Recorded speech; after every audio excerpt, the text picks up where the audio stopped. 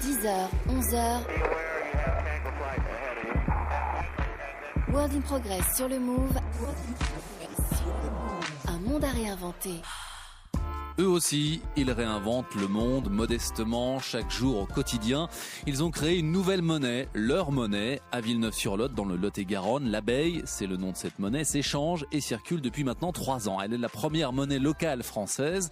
Depuis une vingtaine d'associations ont suivi l'exemple, avec une cinquantaine de projets au total en France, en cours ou en gestation. Et un peu partout sur le globe, 5000 monnaies locales s'échangent en réponse à la mondialisation. En toute légalité, ce sont donc des citoyens regroupés en associations qui créent leur monnaie valable sur leur territoire.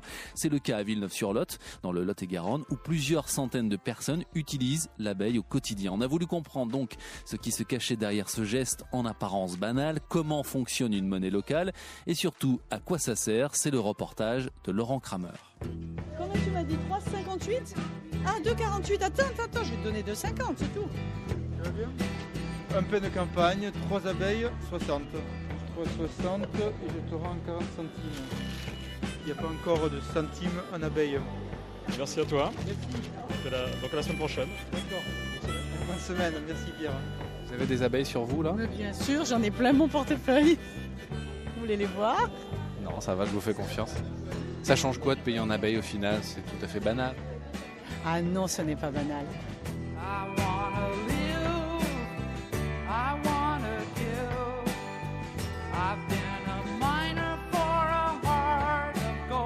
Alors nous voilà sur le marché de Villeneuve-sur-Lot, on est avec Didier. Didier, tu travailles pour cette association qui s'appelle Agir pour le vivant. C'est cette association qui gère cette monnaie locale qui s'appelle l'abeille. Qu'est-ce qui différencie réellement une abeille d'un euro ? Quand on dépense une abeille, quelle est la différence avec 1 euro qui est dépensé ? La différence, elle est fondamentale. Quand on paye avec 1 euro, l'euro, lui, il quitte le territoire. Il va partir dans les banques, de là, ça va aller faire je ne sais quoi, je ne sais où, pour faire peut-être des choses pour lesquelles on est en contradiction. Alors que si on utilise l'abeille, là c'est totalement différent. L'abeille, elle reste sur le territoire. Aujourd'hui, on a 95% de la masse monétaire qui ne sert qu'au business et à la spéculation. Et 5% seulement pour l'économie réelle. Donc avec cette monnaie locale, l'abeille, on voit bien qu'on est là pour augmenter ce chiffre et faire en sorte que l'argent reste vraiment pour l'économie réelle, vraiment pour ce qui sert aux gens et non pas pour aller spéculer, pour aller faire du business, on ne sait pas où et on ne sait pas pourquoi.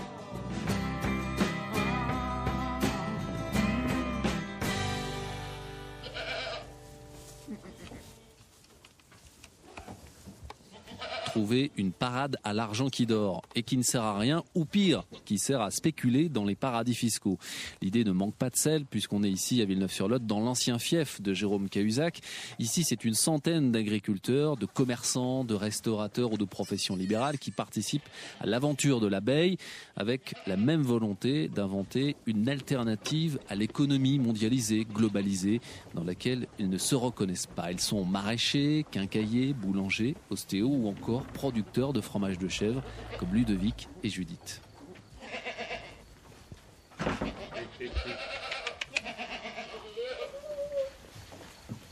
Ah voilà. C'est sur sa chèvre.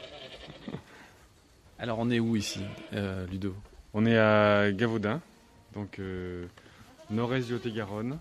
C'est à 10 km au nord de Fumel. Voilà. Et donc on est dans votre exploitation. Vous avez combien de chèvres ici ? Une quarantaine. 40 chèvres poitevines. Donc la poitevine, c'est une chèvre qui était en voie d'extinction et maintenant qui est en voie de sauvetage, en voie de développement. Donc il y a à peu près 3000 têtes en France. Voilà. Donc vous travaillez ici, vous êtes tous les deux avec Judith ? Oui. Voilà. Alors venez avec nous parce que sinon on ne va pas s'entendre. Alors sur les marchés, Judith, vous faites partie de ces exploitants ou ces commerçants qui acceptent d'échanger des abeilles. Comment vous avez démarré cette aventure des abeilles ? Au marché de Saint-Sylvestre, il y avait le représentant de l'abeille qui m'a parlé de cet été. Ça nous a bien plu, on fait déjà partie du sel. Et c'était dans notre esprit de travailler avec l'abeille aussi. Pour les clients, c'est l'avantage que c'est un label de qualité. Ça leur montre qu'on travaille naturellement sans exploiter la nature, les animaux ou l'être humain. Et pour nous, ça dynamise le marché local. Et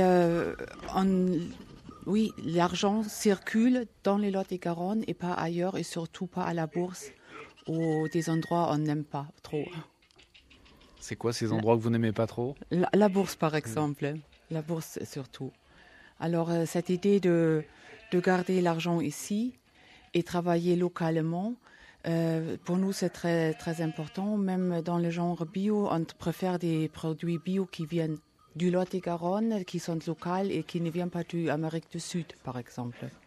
Ben, c'est le local, hein, c'est le consommer local, vivre local, pas forcément tout commander sur Internet ou acheter tout dans grande surface en allant faire 50 km, parce qu'ici on a la campagne, il faut aller loin. Enfin, on peut vivre localement avec des gens qui voient la vie de la même façon que nous, quoi. Voilà.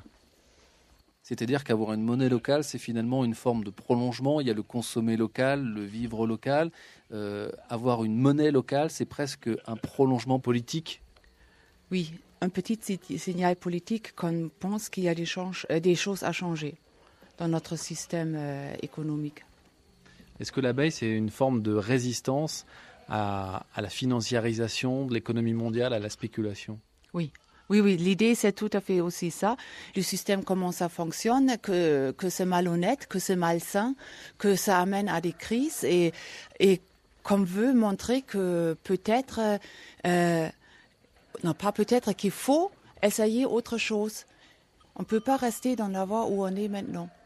On espère que ça va un jour avoir un impact sur la politique et ça va amener un changement dans les esprits, dans la pensée des gens.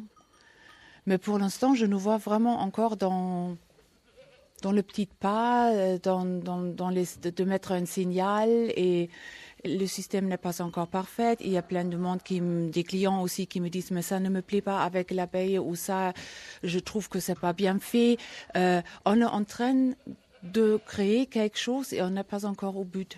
Et on espère que je suis pas quelqu'un qui se lance dans l'idéalisme et qui, c'est enthousiaste et ça va le faire, le monde va changer et nous sommes tous des frères et des sœurs. Non, on fait ce qu'on peut, chacun à sa façon, nous à notre façon. Et pour nous, l'abeille, c'est une façon, pas la seule façon, pour travailler dans l'esprit qu'on trouve sain. Et j'appréciais, par exemple, beaucoup quand j'ai eu à la fin de la saison mes abeilles, d'aller dans un restaurant pour manger là où je pouvais payer avec mes abeilles, et l'accueil qu'on a pour savoir on participe à la même idée, et c'est quand même c'est un lien social aussi sur le marché avec les gens qui achètent avec l'abeille, ou les autres vendeurs, les autres marchands qui font partie aussi de l'abeille. J'allais vous demander justement ce que vous faites avec toutes ces abeilles. Vous en récoltez combien par mois? Moi, je les récolte et je les dépense. Je ne sais même pas combien je récolte. Et vous les dépensez où? Mais autour de chez moi, au marché direct, chez les producteurs où j'avais déjà acheté avant. Maintenant, je paye là avec l'abeille. Il y a des choses que j'ai découvertes qui m'ont vraiment convaincu que c'est vrai. Là où on va pour acheter avec l'abeille, c'est qu'il y a un autre intérêt derrière son travail que l'économie. Aussi un aspect humain.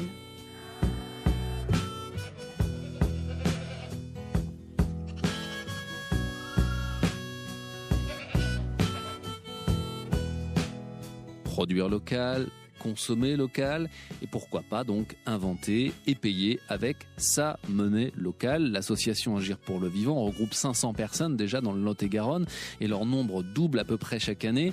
150 000 € ont déjà été échangés en abeilles depuis sa création en 2010. Ça paraît peu, mais en réalité cette somme est captive en quelque sorte sur le département. Elle passe de main en main et surtout entre les mêmes personnes de la même association. La monnaie locale entretient donc un marché local, et tout ça n'a rien d'anecdotique. D'ailleurs, en Allemagne, le Chiemgauer, lancé 7 ans avant l'abeille, fait lui tourner déjà plus de 3 millions d'euros uniquement donc dans sa région en Bavière. Et en restant bloqué sur un territoire, eh bien cette monnaie locale oblige également ceux qui l'utilisent à rencontrer de nouvelles personnes. Et donc la monnaie locale peut jouer un rôle pour aider à recréer du lien social dans les campagnes.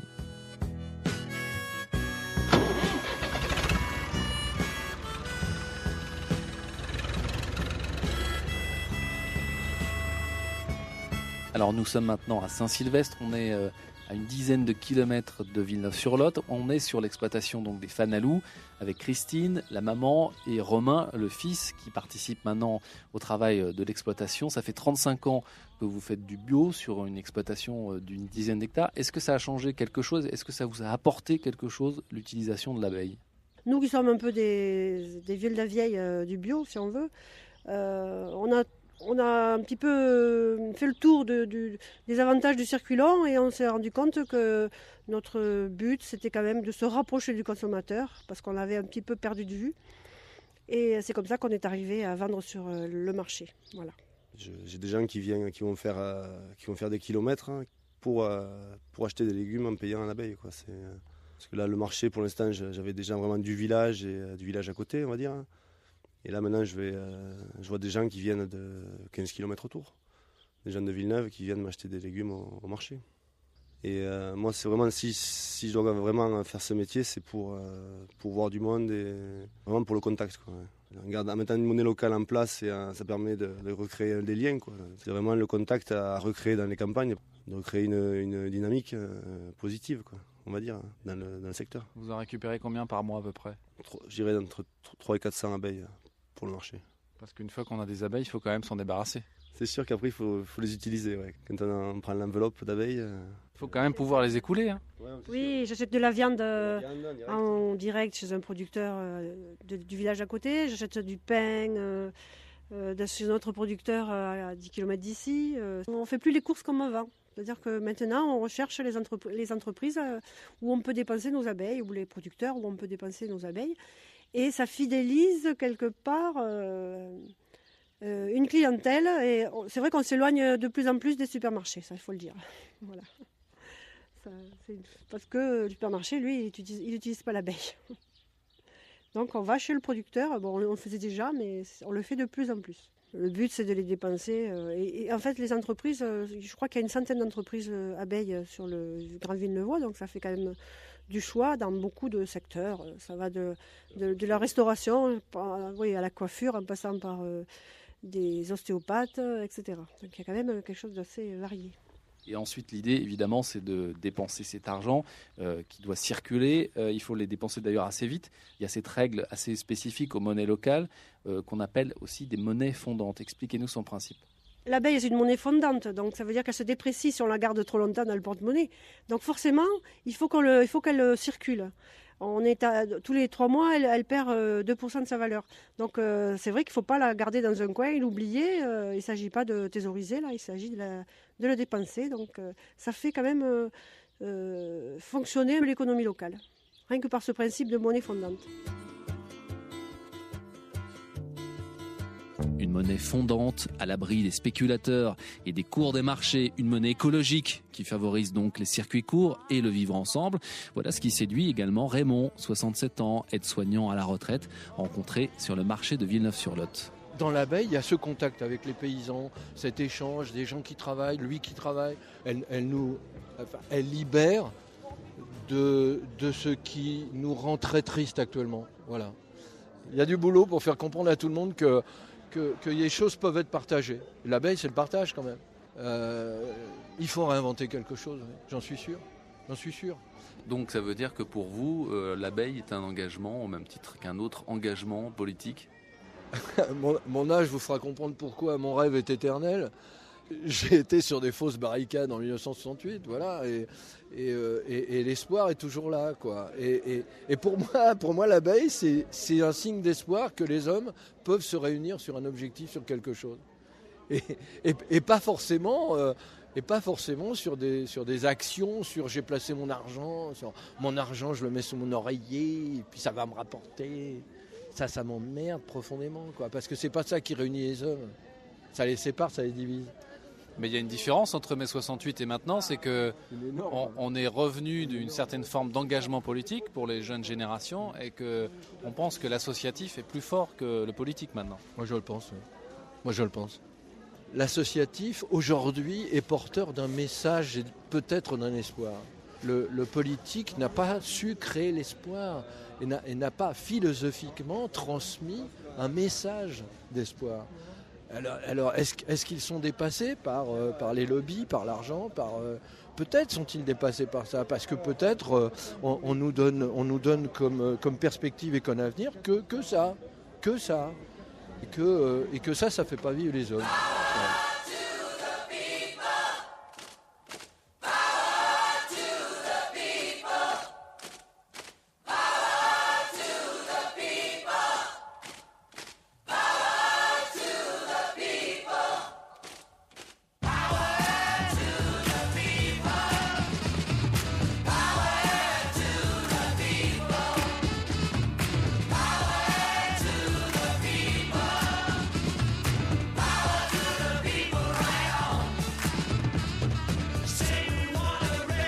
Initiative politique ou en tout cas initiative citoyenne, comment l'abeille cohabite précisément avec le politique qui semble regarder les monnaies locales, en tout cas à Villeneuve-sur-Lot, d'assez loin. J'ai posé cette question à Didier Gus, animateur de l'association qui a créé l'abeille, Agir pour le vivant, et qui ne reçoit aucune subvention des collectivités locales, tout juste un petit local à disposition, peut-être le prix de la liberté. Et les politiques ont leur place, bien sûr, au sein de l'association, puisqu'on a prévu un collège pour les associations et autres, les collectivités territoriales. Mais par contre, chacun va rester à sa place. Et ce n'est pas les politiques qui vont dicter ce qu'on doit faire ou pas, mais on va agir ensemble pour le bien fondé.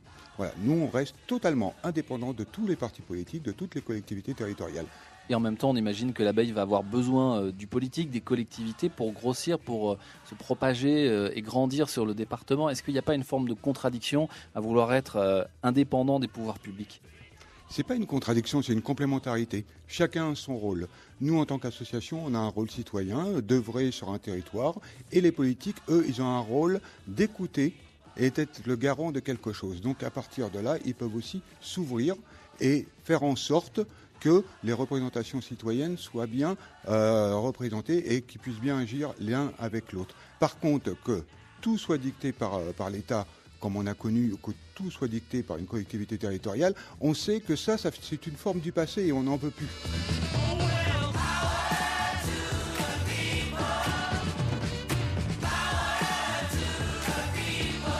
Pour terminer ce reportage à Villeneuve-sur-Lot, on va maintenant retrouver deux utilisateurs de l'abeille, Mathias qui est peintre décorateur et Vincent qui est ostéopathe à Villeneuve-sur-Lot.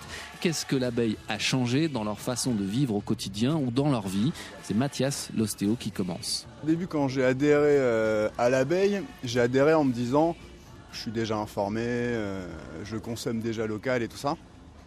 Et au fur et à mesure que je recevais de plus en plus d'abeilles au cabinet, en fait, je me suis rendu compte que ça a quand même modifié ma manière de consommer. Donc j'étais encore plus local pour plus de produits, pour plus de tout ce qui est... Bon, moi, j'utilise surtout pour tout ce qui est denrées alimentaires et ainsi de suite.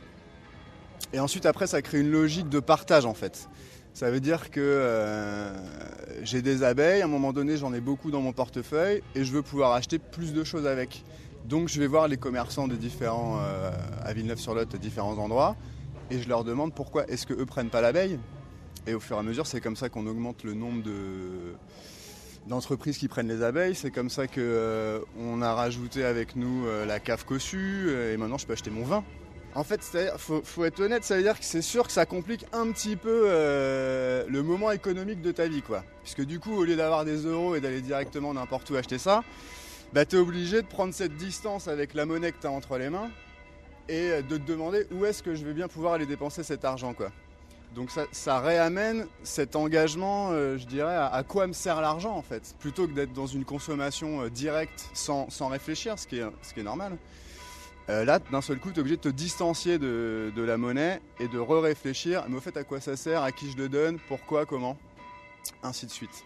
Et concrètement, ça a changé quoi au quotidien dans tes achats, dans ta façon de consommer ? Bah alors sur la consommation bio, évidemment, puisque c'est quasiment que du bio qu'on trouve avec les abeilles. Donc au niveau de la santé, c'est quand même positif. Après, concrètement, par exemple, je devais acheter des huiles essentielles l'autre jour. Et d'habitude, j'aurais été soit sur Internet ou soit dans une grande surface. Et là, j'ai cherché au niveau local, sans pour autant chercher avec les abeilles, je veux dire, hein, juste au niveau à qui je vais pouvoir acheter des huiles essentielles dans le coin, quoi. Et j'ai donc découvert Clémence, une petite arboriste très sympathique. Quand j'ai eu des abeilles en main, je me suis rendu compte que finalement, je consommais pas tant que ça local. Et puis surtout, ça t'amène à aller discuter avec d'autres personnes, c'est-à-dire que le lien qu'il y a derrière ça aussi, c'est un lien complètement social, quoi. Donc l'abeille pour moi, ça a ces deux impacts, quelque chose d'économique intelligent et en plus retrouver du lien social dans de l'échange, quoi. Ce qui me semble être...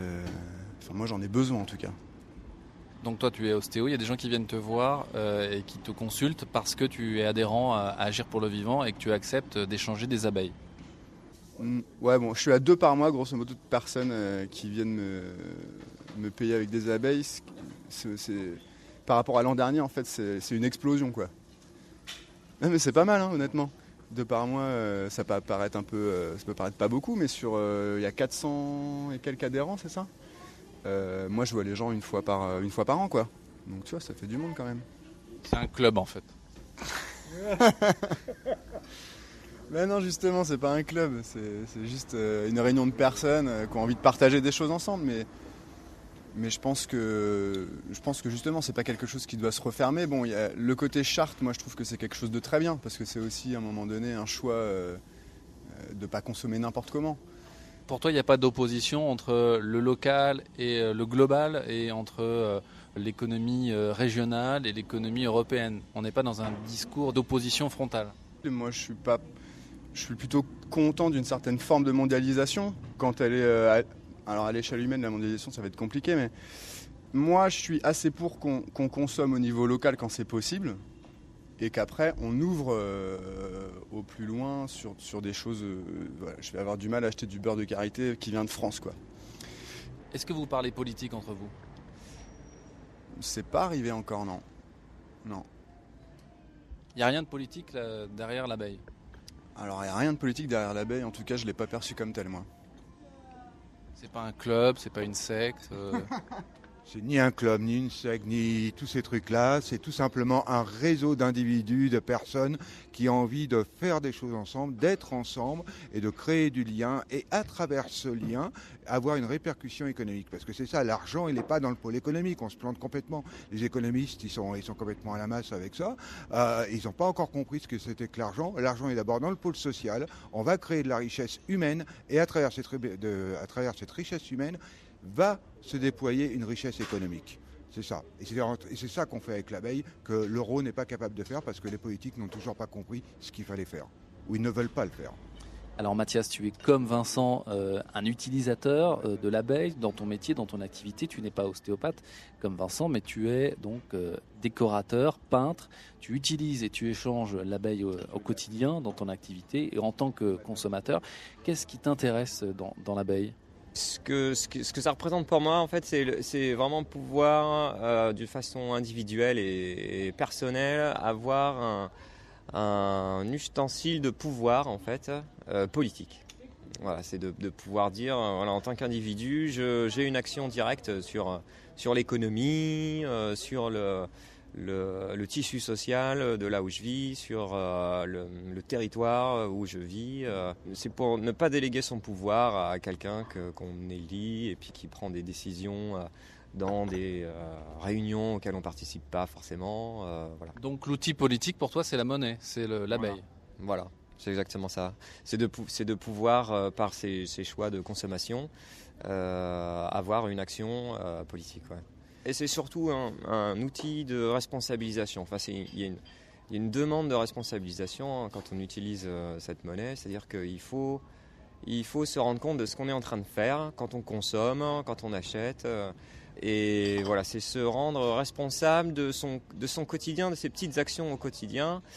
On s'attache plutôt aux grands actes comme élire un député et on pense que c'est ça le plus important dans la vie, mais peut-être le plus important c'est tous les petits détails du quotidien auxquels on n'attache peut-être pas forcément d'importance, sauf là, quand on donne son billet, quand on donne son abeille, on se responsabilise, on sait ce qu'on est en train de faire. Ça veut dire qu'on est acteur avec l'abeille plus que consommateur.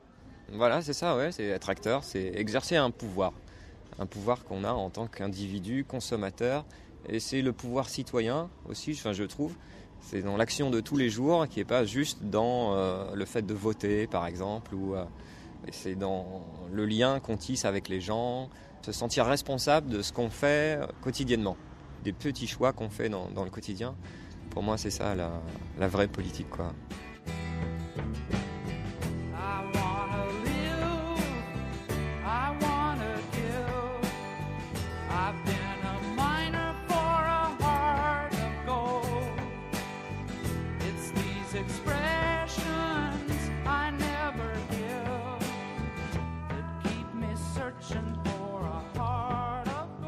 L'abeille, une monnaie d'échange, un reportage de Laurent Kramer, mixé par Jean-André Giannichini et Geoffrey Roblin. Merci à Didier Gus, Françoise Lenoble et toutes les personnes qui ont participé à ce documentaire. On va parler de ces monnaies locales et de tous les modes d'échange et de création de richesse en dehors du système marchand, du système bancaire, avec nos invités. Frédéric Bosquet, bonjour. Oui, bonjour. Vous êtes cofondateur d'une autre monnaie locale, le Sol Violette à Toulouse, et de bien d'autres choses, on va en parler avec vous. Vous êtes en direct des locaux de France Bleu Toulouse, c'est pour ça que vous avez une voix un peu bizarre. Avec nous également aujourd'hui Cyril Dion, bonjour. Bonjour. Vous êtes cofondateur du mouvement des Colibris qui a été initié par Pierre Rabhi. Les monnaies locales et les initiatives citoyennes font partie des solutions que vous retenez chez les Colibris pour réinventer un nouveau modèle de société. Vous nous expliquerez lequel. Et puis, puisque l'on parle monnaie locale, on va aussi parler économie solidaire ce matin avec Benoît Mounier et Aude Léveillé. Bonjour. Bonjour. Vous développez tous les deux les accorderies en France, un système d'échange de services entre citoyens, là aussi pour créer de la richesse en dehors du système financier. On a donc pas mal de choses à apprendre ce matin avec nos invités et sur toutes les initiatives que vous lancez pour réinventer la société d'aujourd'hui. C'est World in Progress sur le Move. World in Progress, un monde à réinventer avec Laurent Kramer.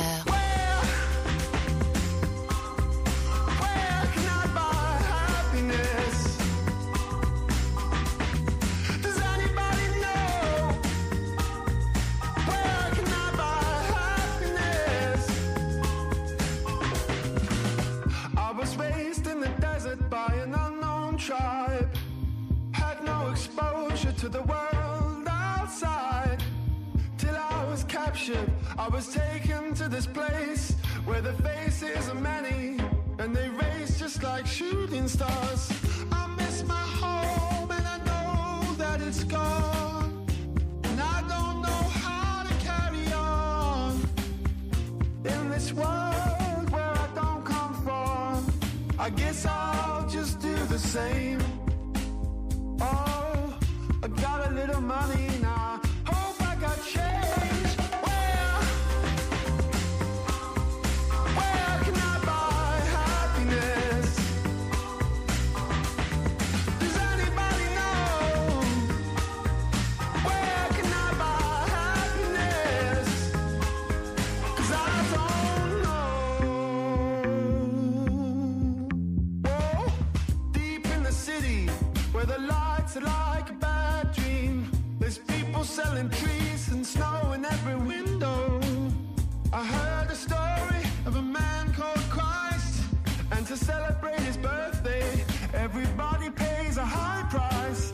They must keep happiness behind closed doors, 'cause I can't seem to find no happiness store. Is to raise a smile against the law, 'cause they all look just how I feel. And if they've got a little joy, well, I'm happy to make a deal. Well, I beg and I borrow, but I'm not gonna steal.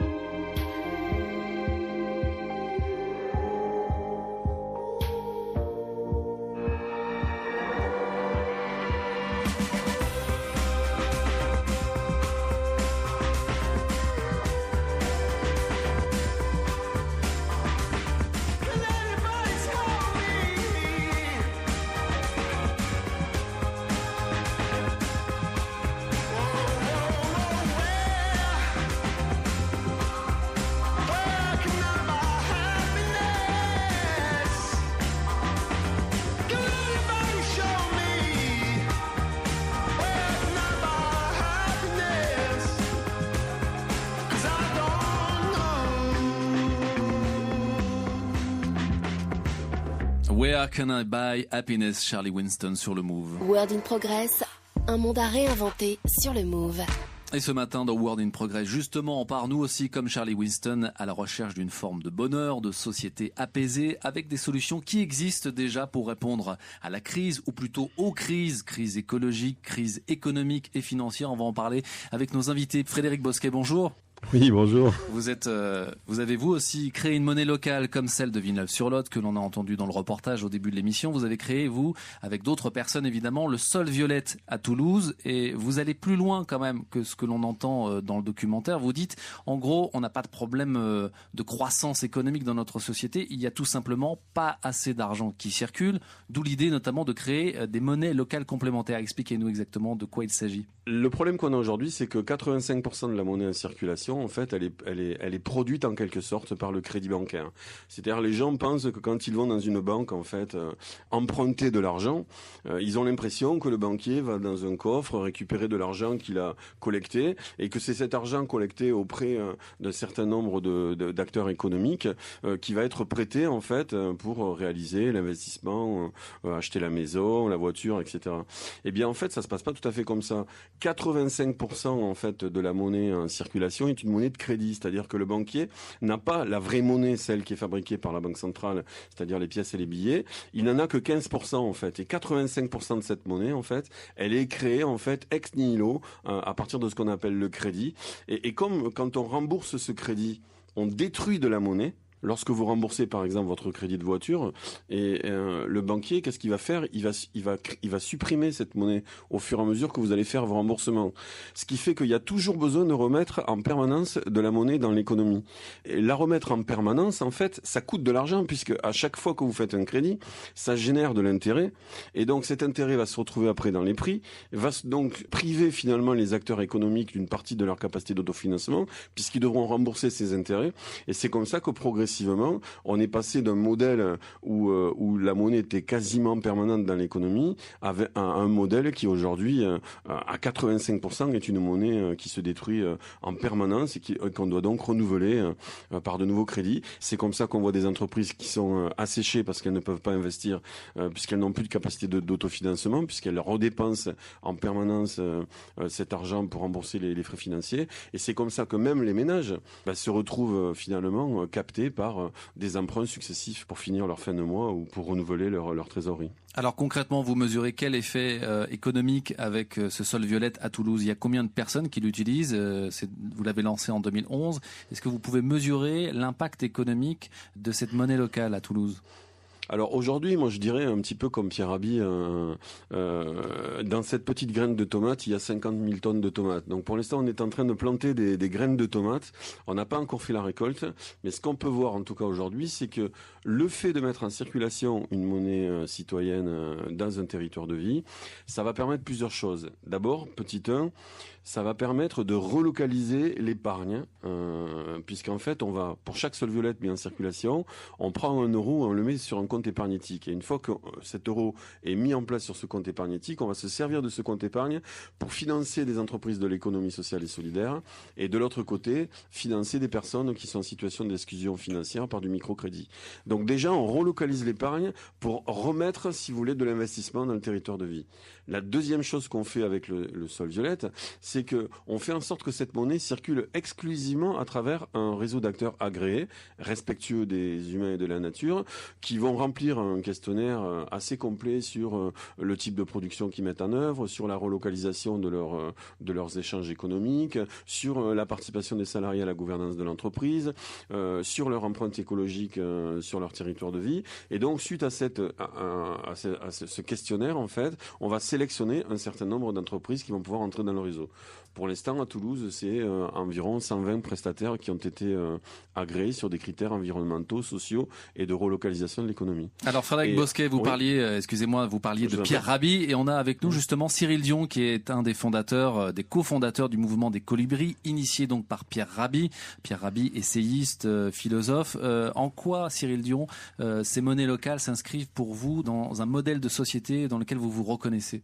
C'est ce que disait Frédéric un petit peu à l'instant, c'est-à-dire que On voit que le modèle de société actuel qui est fondé sur une croissance économique infinie, qui est fondé sur le consumérisme, on voit déjà qu'écologiquement c'est insoutenable et on voit que économiquement ça crée des situations comme ce dont parlait Frédéric, de dettes qui font que on peut arriver avec des pays entiers ou des entreprises qui peuvent s'effondrer.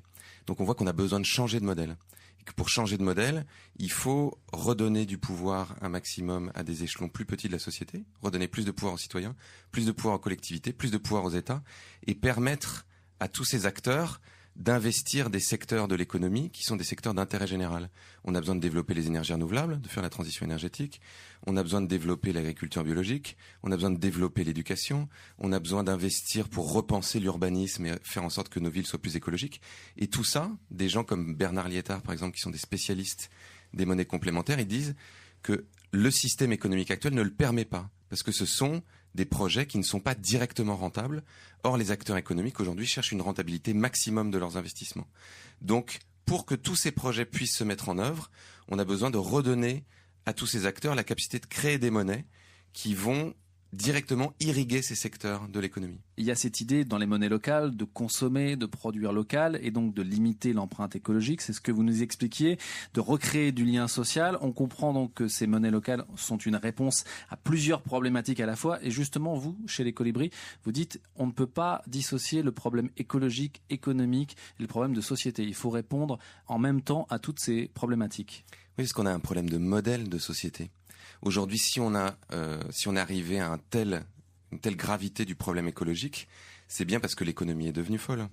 Et que c'est la finance, pour être très schématique, parce qu'on n'a pas 2 heures pour l'expliquer, mais c'est la finance qui dirige en gros l'économie. Et donc on est dans une extraction de ressources naturelles qui est proprement insoutenable parce que tout le monde veut vivre comme un occidental avec une voiture, une maison, des centres commerciaux, de l'électricité qu'on dépense et de l'énergie qu'on dépense à gogo. Et ça, c'est insoutenable sur la planète. Donc on voit, et ça c'est ce que dit Pierre Rabhi par exemple, qui dit qu'on a besoin d'aller vers une sorte de sobriété heureuse, c'est-à-dire sortir de ce modèle complètement consumériste pour retourner vers un modèle où on cherche avant tout le bonheur, c'était la chanson de tout à l'heure, on cherche avant tout une forme d'épanouissement dans la société, on cherche du sens. Aujourd'hui on a perdu le sens. Et donc tous ces acteurs qui développent des monnaies locales, qu'est-ce qu'ils cherchent à faire ? Ils cherchent à recréer des communautés sur leur territoire qui font des choses qui ont du sens, qui développent des activités économiques qui sont directement utiles au territoire, qui sont des services rendus, qui ne sont pas des activités économiques qui ont pour but uniquement de générer du profit. Ça, c'est une absurdité.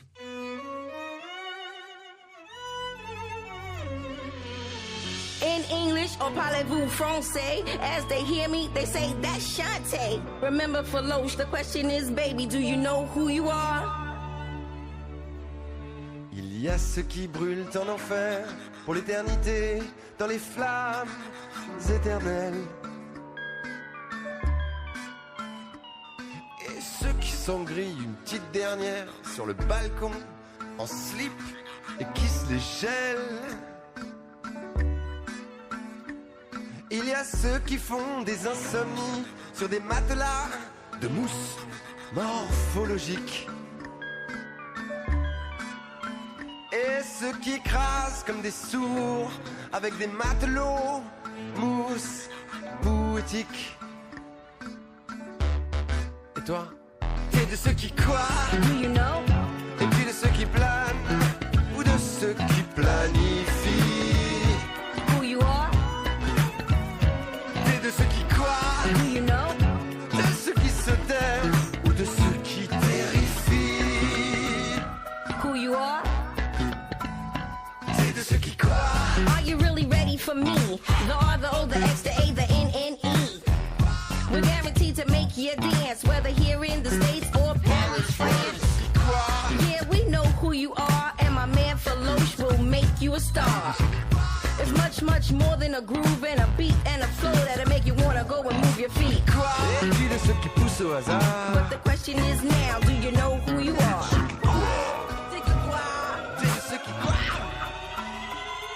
Il y a ceux qui pleurent tout seuls dans le lit glacé des rivières crocodiles.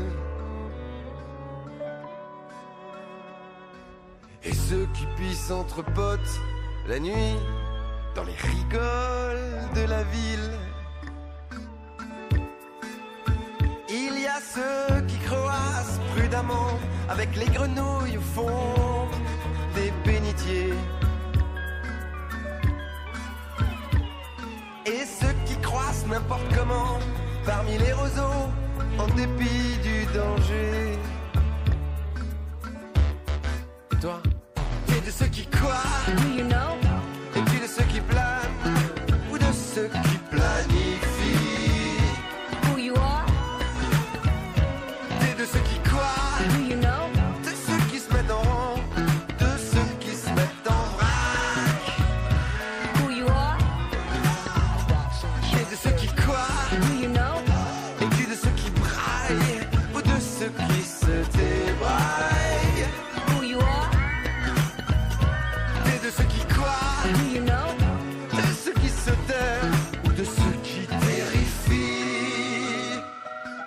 F-E-L-O-C-H-E. De ceux qui croient, Time after time, rhyme after rhyme. I turn the beat up, get the heat up, and I make it mine. Over 30 years, yep, in the rap game. It's a damn shame that I still sound the same. They come to find me halfway around the world. The voice of hip hop's golden girl. In English, or parlez-vous français? Soon as they hear me, they say that's Shantae. And baby, you know I'm a star. But the question is now, do you know who you are? t'es de ceux qui croient, es-tu de ceux qui poussent au hasard? The question is, baby, do you know who you are? The R-O-X-A-N-N-E. T'es de ceux, Féloche sur le Move. 10h, 11h, World in Progress, un monde à réinventer sur le Move. Et ce matin dans World in Progress, on parle monnaie locale, économie solidaire. On va également parler accorderie avec nos invités. Comment réinventer une nouvelle façon de créer de la richesse, donc en sortant du système financier et du PIB. Il y a aussi dans l'économie solidaire des échanges de services et du partage de savoir. C'est donc l'exemple des accorderies. Benoît Mounier, vous êtes en charge du développement des accorderies en France. Aude Léveillé, vous êtes responsable, vous, de l'accorderie ouverte à Paris dans le 14e arrondissement. Elle a été ouverte il y a combien de temps ? En février, là, il y a 5 mois. Donc c'est tout nouveau en France, ça vient du Québec. L'idée, c'est de permettre des échanges de services entre citoyens, c'est ça, en dehors du système marchand. L'idée, c'est vraiment d'échanger du temps et non de l'argent. Donc les personnes échangent des services et l'idée, c'est qu'il n'y a vraiment jamais d'argent dans une accorderie qui est échangée. Donc on calcule... On ne paye jamais rien dans les accorderies.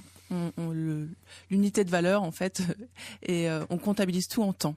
Donc que ce soit un service rendu ou un service offert, voilà, on échange avec le temps, donc qui peut se calculer de demi-heure en demi-heure. Alors comment ça marche ? On peut échanger des heures de plomberie avec des heures de conseil juridique. Il y a cette idée aussi d'aplanir toutes les disciplines. Tout se vaut dans l'accorderie. Oui, quelle que soit la complexité, l'effort, la nature du service échangé, en fait, tout se vaut.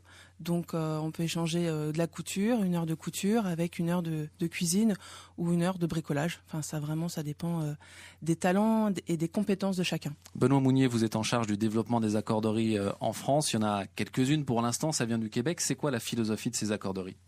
Alors l'idée déjà, l'accorderie est née d'un constat, c'est que face à cette crise qui a créé énormément d'inégalités, qui a produit de la misère, créé de l'exclusion sociale, on a mis de côté un potentiel humain, une richesse humaine qui ne pouvait plus trouver sa place pour s'exprimer dans la société.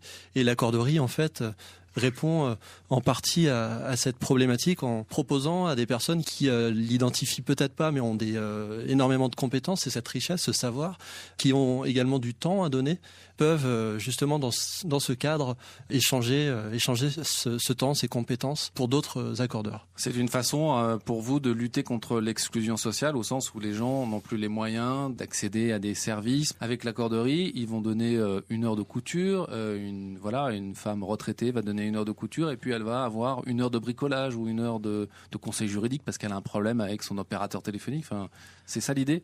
Alors il y a l'idée on présente souvent l'accorderie par ces échanges individuels, la couture ou par l'aide au bricolage, mais l'accorderie permet également de se mettre en mouvement collectivement. J'ai tendance à dire que l'accorderie est également une fabrique à initiative de projets qui met en mouvement en fait l'ensemble de Parce ses que les gens membres. se croisent concrètement, c'est comme pour les monnaies locales, les gens arrivent dans un endroit avec leurs problématiques et finissent par rencontrer d'autres personnes. C'est l'idée, c'est de créer du lien social. L'idée, c'est vraiment de construire du lien avec la personne qu'on ne connaît pas. Donc, dans une accorderie, il y a beaucoup de mixité sociale. Il n'y a pas forcément que des personnes qui sont avec des minima sociaux. Et l'idée, c'est vraiment de pouvoir rencontrer l'autre, donner et recevoir. Et l'important aussi, c'est de construire de la réciprocité. Donc, on est vraiment dans une économie de réciprocité parce que il n'y a pas celui qui donne beaucoup et celui qui reçoit beaucoup, donc il va être bénéficiaire des minima sociaux. Chacun est acteur en fait et peut apporter à l'autre et l'aider vraiment à construire de la solidarité au quotidien. Donc c'est une économie du partage et pour autant, personne n'est bénévole dans les accorderies. Oui, en fait, il n'y a pas de bénévolat dans une accorderie puisqu'en fait, chacun est invité à participer, à être partie prenante du projet et donc tout est comptabilisé en temps, donc que ça soit pour justement une réflexion sur l'économie locale qu'on peut tout à fait envisager aussi dans l'accorderie. C'est le cas au Québec.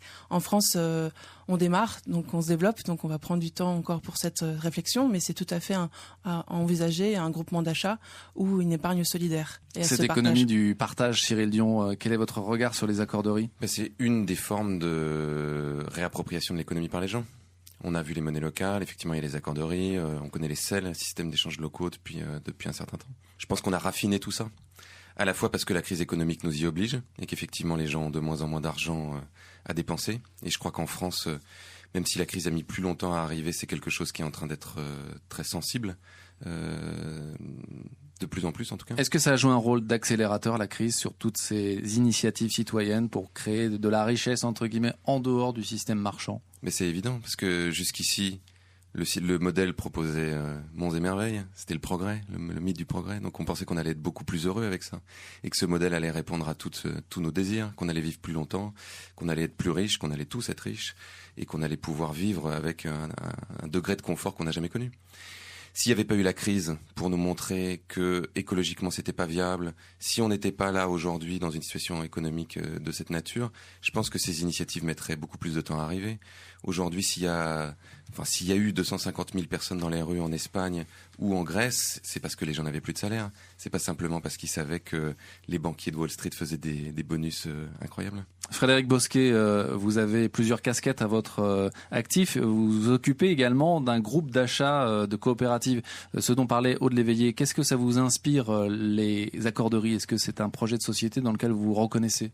Ah oui, tout à fait. Je pense que les accorderies sont à l'économie non marchande, ce que les monnaies citoyennes sont à l'économie marchande, c'est-à-dire que c'est deux parties qui s'emboîtent l'une et l'autre.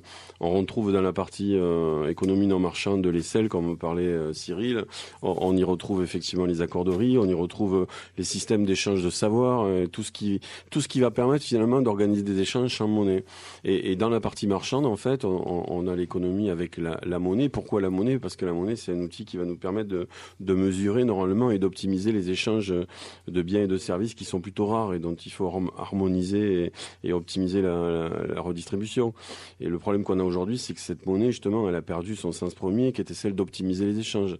Et donc tout notre travail aujourd'hui, c'est remettre l'économie debout avec une monnaie citoyenne qui va faire en sorte que les produits circulent dans une économie réelle et permettre aussi aux personnes de pouvoir ensuite choisir une activité parce qu'ils ont un revenu décent et cette activité pourra ne pas être marchande. Le Move World in Progress, un monde à réinventer avec Laurent Kramer.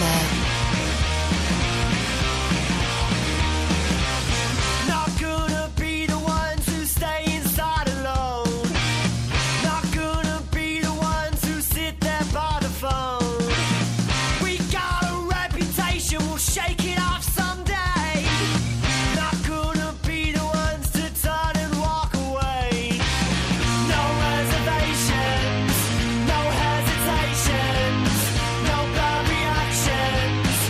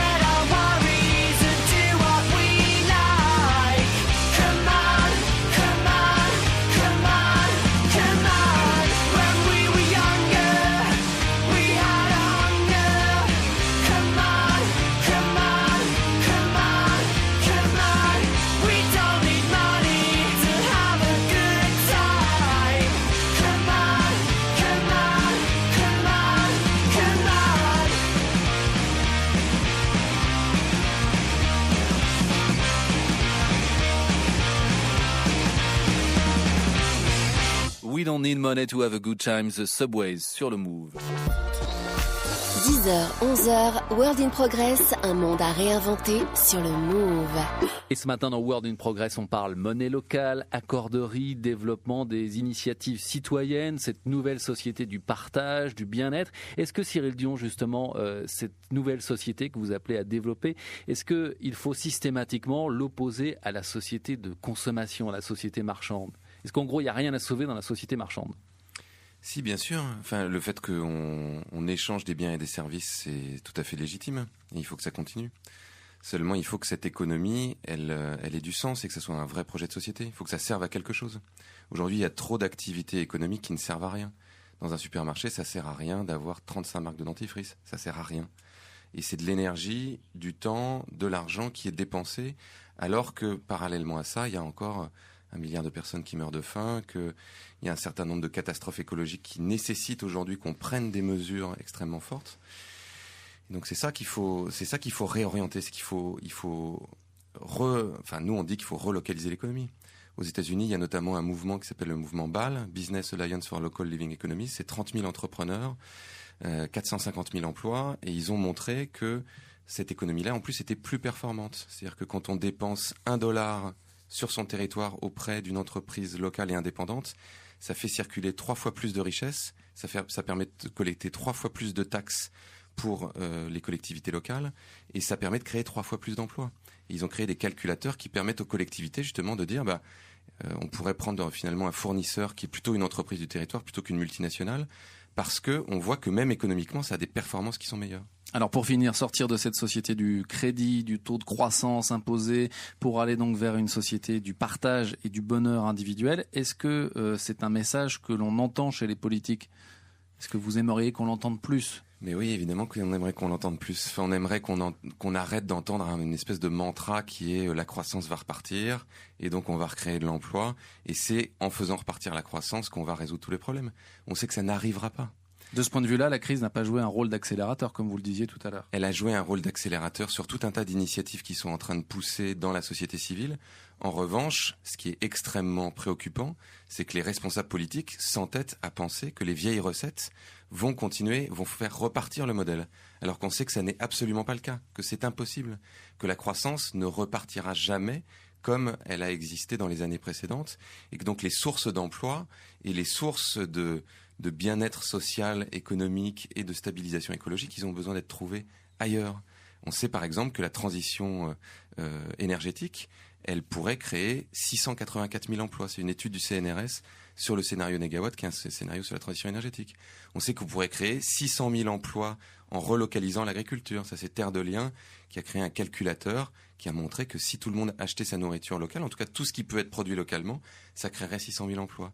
Donc on voudrait effectivement que les responsables politiques regardent de façon beaucoup plus attentive tout ce qui est en train d'émerger de la société civile et prennent ces orientations dans les années qui viennent, et qu'ils réalisent en fait que l'économie a besoin d'être profondément transformée. Est-ce que ça veut dire que le politique doit s'effacer devant les initiatives citoyennes ? On a vu que dans le documentaire, Mathias, à la fin du documentaire, disait « Pour moi, utiliser une monnaie locale, c'est un geste politique au quotidien, beaucoup plus que d'aller voter une fois par an ou une fois tous les 5 ans. » Est-ce que pour vous, ces initiatives citoyennes, c'est là la vraie politique à votre sens maintenant ? C'est de là que vient le changement, en tout cas. Parce que c'est sûr que c'est pas le système en place qui peut lui-même réfléchir à un nouveau système. Puisque les gens qui sont aux manettes aujourd'hui, ils fonctionnent dans le moule qui leur a été enseigné. En revanche, et ça c'est les théories du changement, notamment la théorie du U, il faut que ces initiatives qui viennent de la société civile, elles s'institutionnalisent. C'est-à-dire que petit à petit, il faut qu'elles rentrent dans les modèles et que les politiques se les approprient à la fois à l'échelle locale, nationale et européenne. Et il faut décentraliser le pouvoir. C'est-à-dire qu'il faut donner plus de pouvoir à des échelons beaucoup plus petits de la société. Il faut que les citoyens, eux aussi, se rendent compte qu'ils ne peuvent pas attendre tout des politiques. Et qu'eux-mêmes ont besoin au quotidien d'être extrêmement moteurs de ce changement. Donc les citoyens doivent être plus moteurs, les collectivités locales aussi, et ensuite à l'échelle régionale, à l'échelle nationale, à l'échelle européenne. Mais tout ce qu'on peut faire au plus petit échelon, il faut le faire. Merci Cyril Dion, vous êtes cofondateur du mouvement des Colibris, initié donc par Pierre Rabhi. Avec nous également ce matin Frédéric Bosquet, en duplex de France Bleu Toulouse, cofondateur du Sol Violette à Toulouse. Et puis merci également à nos deux autres invités, Aude Léveillé, responsable de l'accorderie du 14e arrondissement de Paris, et Benoît Mounier, en charge du développement des accorderies en France. Vous pouvez réécouter cette émission World in Progress et toutes les autres de la série sur le move.fr avec des bonus et des interviews exclusives.